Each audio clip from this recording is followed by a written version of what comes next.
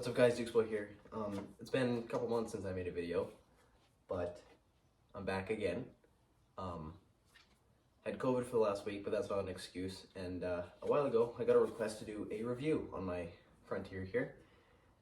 And finally, I'm gonna do one. I got a quick little list written down of some likes and dislikes, and yeah, this is my review of my 2001 Nissan Frontier after a little over a year of ownership and a little over 4 years of ownership when my dad had it. Let's get started.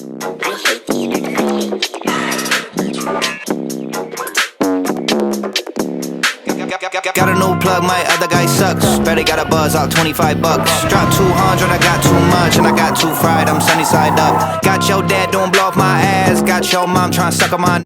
Don't tell me money don't buy happiness when it so happen that money buy drugs. Well, first thing on the list is the interior. Now, in 2001, this truck, this SC model, was the highest trim level you could get for the Frontier. That means it's got all leather interior, and for the SC model, it's got Supercharged and SC stitched into the seats and in the floor mats. Even after 211,000 kilometers of driving this thing, none of the seats are cracked, and they're super comfortable still. You could take a 500-mile road trip in this thing and your butt wouldn't hurt. It's great, honestly. So yeah, the interior is my first thing that I like. Of course, I daily drive it, so I've gotten to work my way around the interior, and I can see why I like it. So yeah, there's number one. On to number two is the body. This is going to be a little controversial. The body and the styling, in my opinion, I really like it, especially in 2001. I've had numerous people tell me that this thing is a nice truck and that it looks nice. Most of them are seniors and very old, like my grandma. But anyway, I like how it looks. And then, of course, I've put underglow and the RGB headlights in the thing, so that just adds on to it a little bit. No other cosmetic upgrades for me. Now I'm looking for some new wheels, but that's definitely not something that I'm actively like I need to change immediately. There's someone over there. I'm gonna wait a minute. All right, I don't care. Anyway, on to number three is the wheels. Those are the stock supercharged wheels that only came on the supercharged version of these trucks all the way from 2001 to 2004 when they stopped making the supercharged models. Not a lot of people like them. Honestly, I think they look really good. They fit the truck especially well, and they're 17-inch wheels, which for 2001 on a truck, I'm pretty sure that was quite rare. So wait a minute. Anyway, yeah. Wheels, I like them. The front ones don't have the center cap on them because they have aftermarket locking hubs since I had problems with my four-wheel drive. I'll get into that on my dislikes. On to number four. A lot of people will understand why I picked this as number four. The Supercharger wine. This thing having the supercharged V6, you might have seen the video I made where I put a cold air intake on this thing. That made the wine so much louder, it was great. But I've since put the factory airbox back on because that cone filter sucked in way too much hot air and it just killed horsepower. But even with the factory airbox back on, I've done a full resonator delete, even deleted the resonator that was in the fender there. The whine is still super loud, and I'll even put in the clip here. All right, this is with overdrive off, and this is just for the supercharger whine. Windows closed.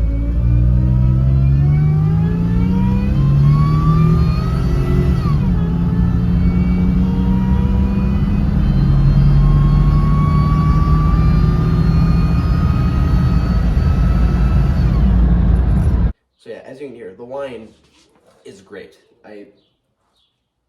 Even with the factory airbox back on, just get rid of all the resonators and it's still super loud, and it's great. It's like, yes. On to number five.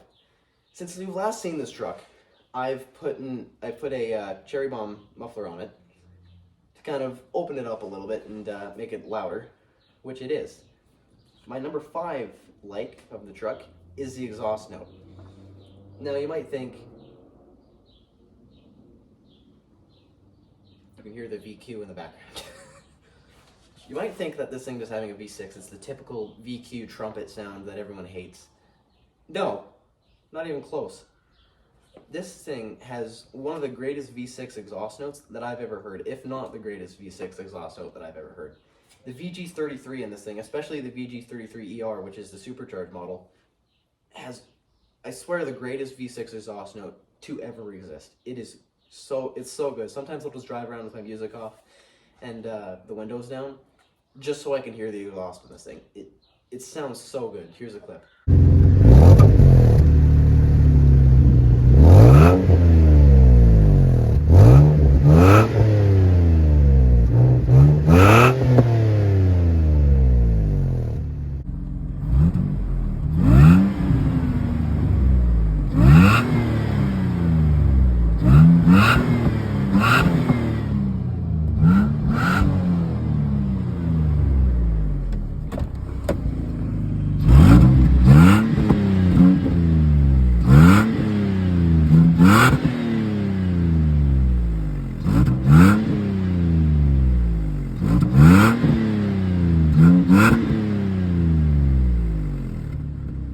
Now, in the future, I am going to get full headers and get this thing probably straight piped as far as up to the cherry bomb.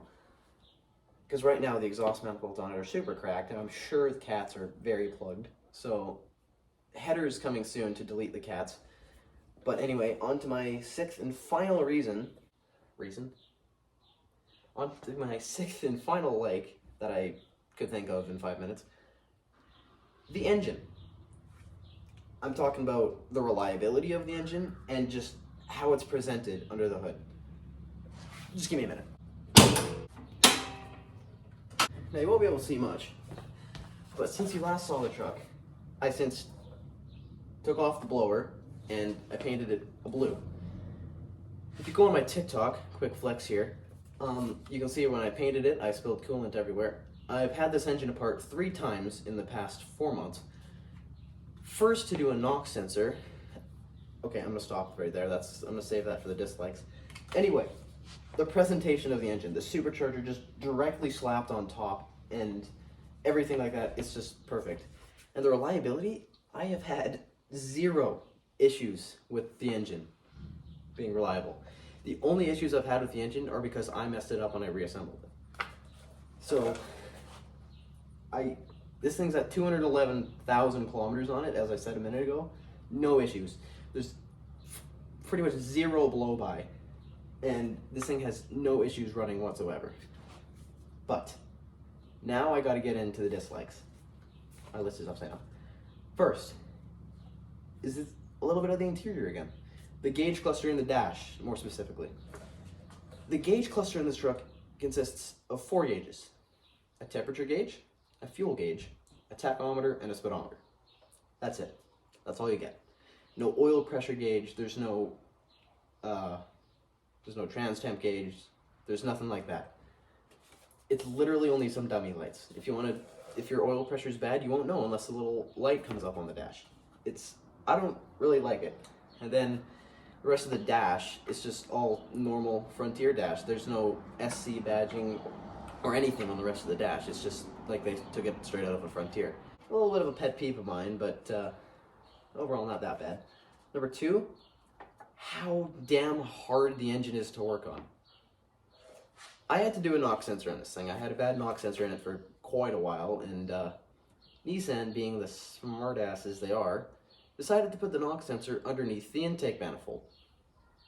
So yeah, that means removing the supercharger, the intake plenum, and then the actual intake manifold, just to replace a little sensor this big. It was unpleasant.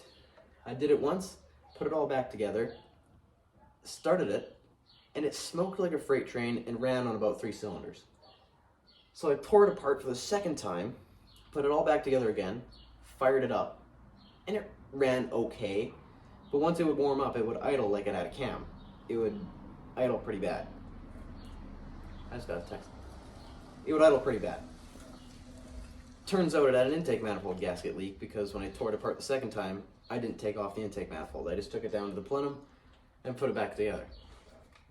But I drove it like that for about a month, and I finally had enough of it. We got a new gasket set in, put it back in the garage, and that's when on my TikTok you would have seen where I spilled coolant everywhere. The third time I took it apart, that's when I painted the blower, and the little snout there too. By the way, if you're going to do a supercharger on one of these, or if you're going to do a raw knock sensor on one of these, take off the little snout that connects to the air filter.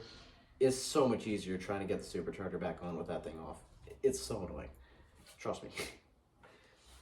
Anyway, got it back together the third time, and the thing runs practically perfect now.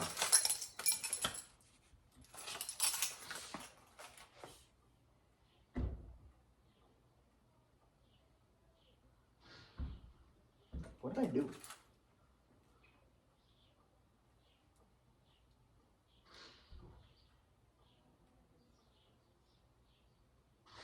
It's not starting.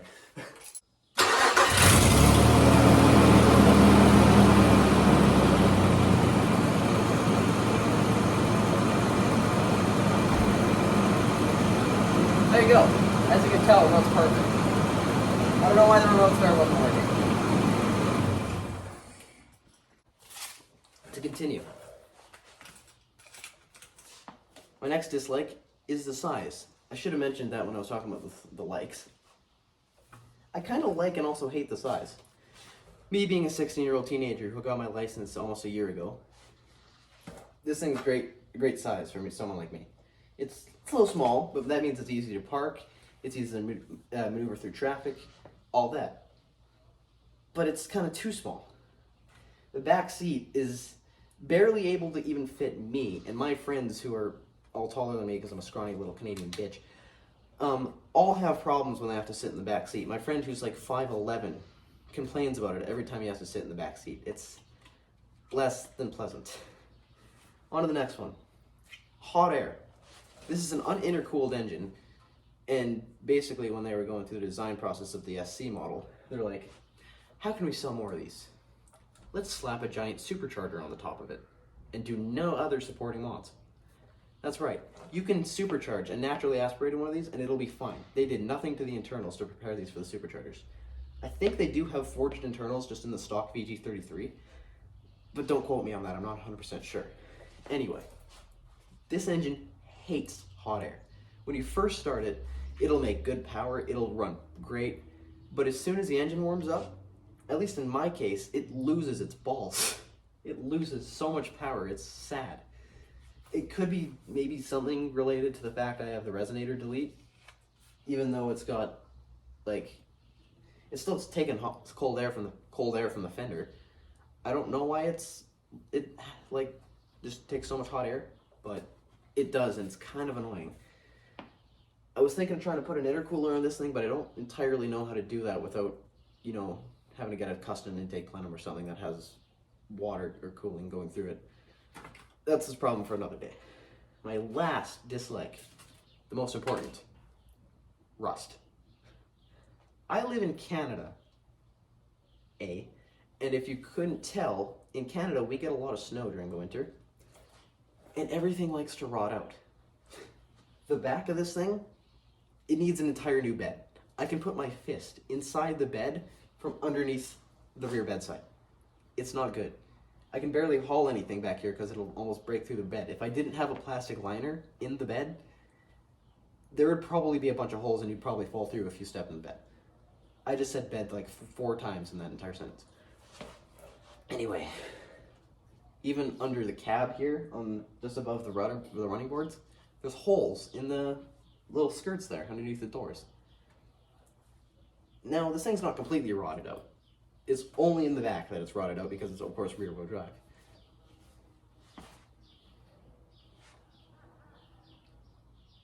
These hate me. One good thing about the rust is the previous owner must have undercoated it or something, because when we were doing the exhaust, we found that out. Apparently they didn't get all the way to the back. It's pretty rusted out back there. So yeah, those are all I can think of off the top of my head for likes and dislikes on this thing. Other than that, there's really nothing. It's been super reliable, and I've had little to no issues with it, except for the transfer case, which I will mention now. When I got it from my dad, after he'd owned it for a little over 3 years or 4 years or something like that, the 4-wheel drive didn't work. It ended up being the front hubs there, which is why the covers are off. If you can't tell, I'm not great on camera. Anyway, we replaced the front hubs once, but we must have got hubs for a Xterra or something because they still didn't work. So we found these locking ones, put them on, and it works perfectly. Granted, I think something's messed up with the diff because it makes a horrible clicking noise.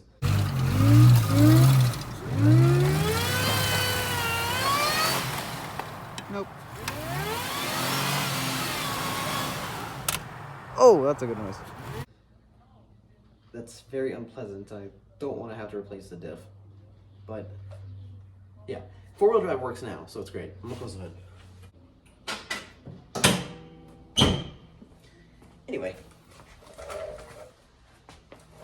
Now, before I go, I'm gonna mention a few of my future plans for this truck. As I mentioned earlier, I'm gonna order headers as soon as I get some cash. You know, kind of hard to do stuff when you can't afford it. And then, which is probably going to be the most controversial thing I'm going to do to the truck. Usually, with these, people will lift them, put big tires on them, and shit like that. I'm doing the opposite. This thing's getting lowered. My friend Gianni BMX, you'll know him on TikTok or Instagram. He has a lowered 2002 Xterra. He's kind of the one who's been giving me the idea for this, and he's been sharing pictures of how he did it for his suspension and everything. So, yeah, this thing's getting lowered. Who the hell's stomping around upstairs? Anyway, and then the next mod after that is more engine related. My plans for the engine in this thing is build up this VG33 that's in it. Of course, pour it in a blower and see how much power it can make. Once this goes, I'm gonna do a full built engine, which means like, you know, What are you? making a YouTube video. Huh? Making a YouTube video. Okay, I'm back. Anyway, I think I left off on, I was gonna build the engine of this thing, forged everything probably, do a cam, poured a blower and everything, try and get an intercooler or something set up so this thing's not sucking so much hot air.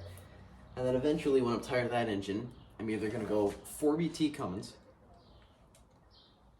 360 Mopar, 440 Mopar if it'll fit, or if it'll fit a 392 Mopar. If you can't tell, I'm a Dodge guy. So, yeah. Quick little video. As you can tell, I'm not great in front of a camera still. No idea why, but yeah. Follow me on TikTok. I'll put that in the description below. I just passed 500 followers not too long ago. Somehow. So yeah, if you want more content with the truck, that'll all be on there. My account is basically dedicated to just this demo. While I'm out driving the truck to get some exhaust clips and some Supercharger wine clips, I should probably mention one more thing I like about it. How it drives. Now, although this thing is 20 years old, a little over 20 years old, and beat up, got really old suspension parts and everything on it, it still drives amazing. This thing, even on stock suspension, before I lowered it, drives like a little go-kart. This thing will carve corners up and down all day long if you want it to. And it doesn't heat up. I've never once got this thing past the middle of the temperature gauge. Me or my dad in the 4 years combined that we both owned it. It's insane, I'm telling you. It drives so nice. A little one finger power steering, you can't tell, but I was using one finger there. So yeah, back to the garage. Yeah. Thanks for watching, and if you have any questions, leave them in the comments below. Maybe I'll make another video soon. And yeah, thanks for watching. This has been Dukes Way 11. I'm out.